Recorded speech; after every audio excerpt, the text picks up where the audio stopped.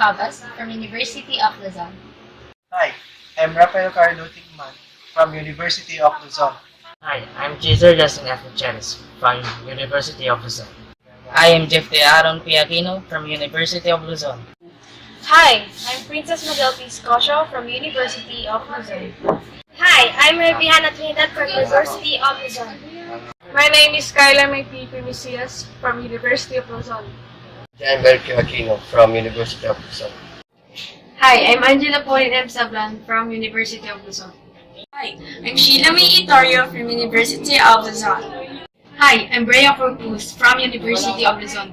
Hi, I'm Arshyl from University of Luzon. My name is Nino from University of Luzon.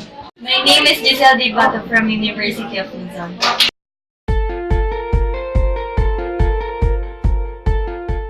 I learned many skills like technical knowledge, business knowledge, presentation, and communication skills.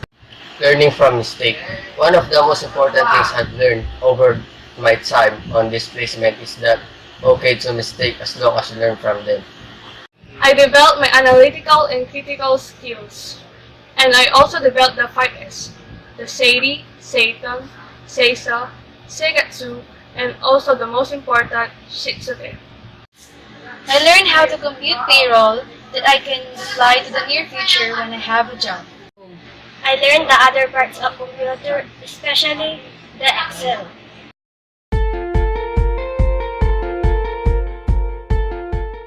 Self-discipline in the following the rules, and I understand that time is very good. Respect, because I respect all of the employees here in the Createch Philippines.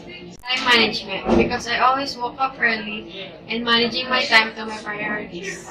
Immersion, I managed to improve my self-discipline. Discipline that I have acquired during my immersion that helped me understand work is to be respectful.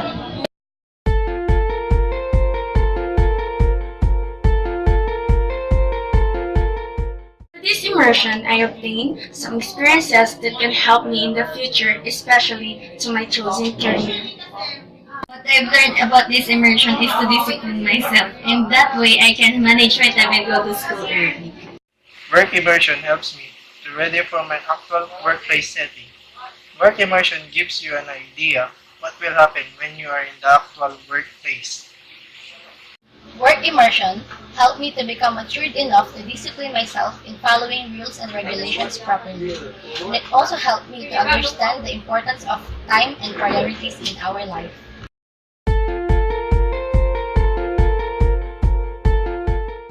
My name is Lalin Casas.